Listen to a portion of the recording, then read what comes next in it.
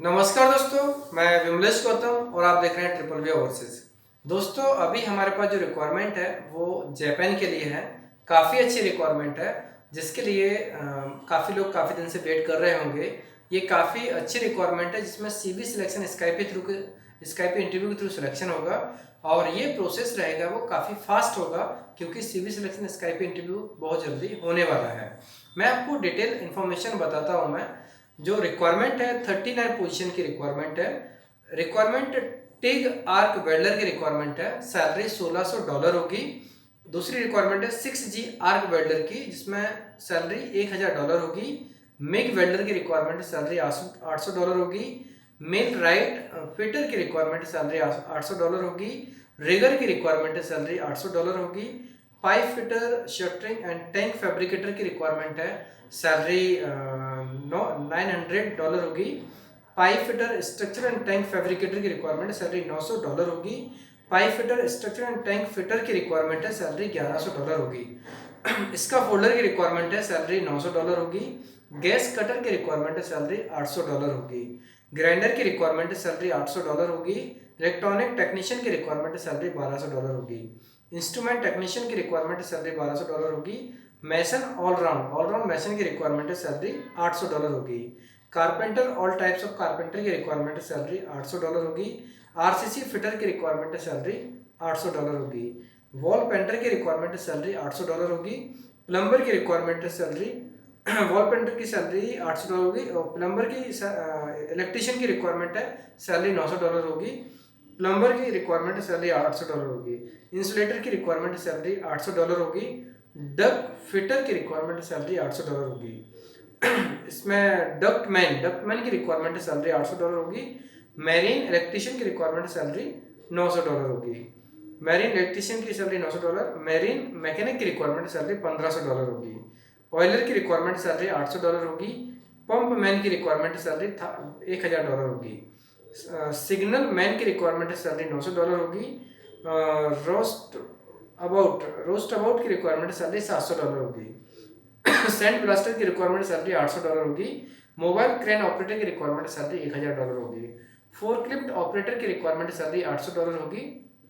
Hydraulic mechanic की requirement salary $900 होगी। Spray painter की रिक्वायरमेंट सैलरी $800 होगी। एसी मैकेनिक की रिक्वायरमेंट सैलरी $800 होगी। सिस्टम ऑपरेटर की रिक्वायरमेंट सैलरी $3000 होगी। सिस्टम ऑपरेटर की रिक्वायरमेंट सैलरी $3000 होगी। हैमर टेक्नीशियन की रिक्वायरमेंट सैलरी $1500 होगी। पंप मैकेनिक की रिक्वायरमेंट सैलरी $2000 होगी। सीएनसी ऑपरेटर की रिक्वायरमेंट सैलरी $800 होगी। टेक्निकल हेल्पर की रिक्वायरमेंट सैलरी $650 होगी। क्लीनिंग हेल्पर की रिक्वायरमेंट सैलरी $650 होगी। दोस्तों, इसमें जो सैलरी दी गई है, सैलरी के अलावा कैंडिडेट को ओवर टाइम भी मिलेगा। फूड एकोमोडेशन ट्रांसपोर्ट मेडिकल सारी फैसिलिटी कंपनी को कैंडिडेट को मिलेगी। कॉन्ट्रैक्ट 2 ईयर का होगा। 2 ईयर का एम्प्लॉयमेंट वीजा होगा जापान के लिए। जापान के लिए एम्प्लॉयमेंट वीजा मिलना काफ़ी डिफिकल्ट होता है और ये काफ़ी अच्छी रिक्वायरमेंट है जिसमें जापान का एम्प्लॉयमेंट वीजा मिलेगा। और उसमें जो एक्सपेंस होगा कंपेयर टू अदर प्रोफाइल्स इसमें काफ़ी कम एक्सपेंस आएगा। बहुत कम तो नहीं बट कम एक्सपेंस आएगा। और जो इंटरव्यू होगा वो पहले सीवी सिलेक्शन होगा, फिर स्काइप इंटरव्यू होगा। सिलेक्शन होने के बाद में फिर ऑफर लेटर आएगा। ऑफर लेटर के बाद में फिर वीज़ा आएगा, फिर फ्लाई होगा। सो टाइमिंग लगेगा वो 90 से 120 दिन का टाइम लगेगा। जो टोटल टाइमिंग है प्रोसेसिंग का वो 90 से 120 दिन का टाइम है। और टाइमिंग थोड़ा प्लस माइनस होता है प्रोसेस के ऊपर क्योंकि जापान का वीज़ा लगने में टाइम लगता है और प्रोसेसिंग होने में, शॉर्टलिस्टिंग होने, इंटरव्यू होने में इस पीरियड के अंदर 90 से 120 दिन के अंदर काम हो जाएगा। दोस्तों, अगर आप इसमें इंटरेस्टेड हो तो आप अपने डॉक्यूमेंट आप हमें भेजें हमारी ईमेल आईडी vimlesh.gautam@triplevOverseas.com पर। आपको अपने पासपोर्ट का front end back colour scan copy, passport size photo, resume, educational certificates, experience certificates और जो भी आपको अदर सर्टिफिकेट्स मिलते हैं जिससे आपका अप्रिसिएशन होता हो, लाइसेंस वगैरह, कोई सर्टिफिकेट्स वगैरह, वो आप हमें इसमें भेजें जिससे कि आपको वेटेज मिले, आपको फ़ायदा मिले।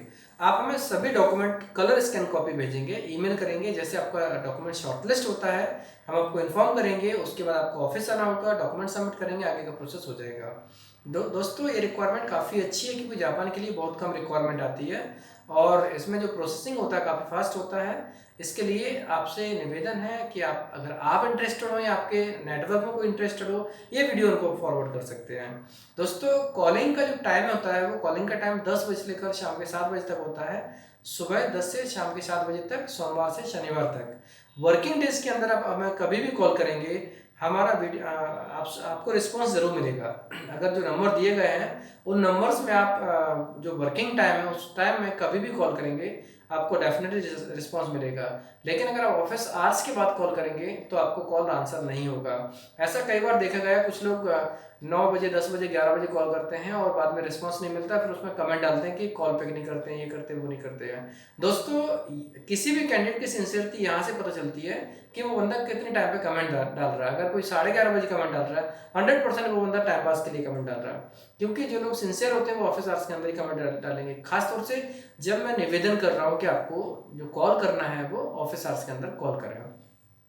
कमेंट में आप ऐसा बोल सकते हो कि भाई हमने ईमेल भेज दिया, आप प्लीज देख लें, वो अलग बात है। लेकिन कॉल आंसर नहीं कर रहे हो, कमेंट आपका 11 बजे आ रहा है, दैट इज 100% कि वो बंदा टाइम पास करने के लिए है। इसलिए निवेदन है आपसे, अगर आप इंटरेस्टेड हैं, सच में आपको अपने टाइम की वैल्यू है, दूसरे के टाइम की वैल्यू है, तो आप हमें ऑफिस आवर्स के अंदर कॉल करें।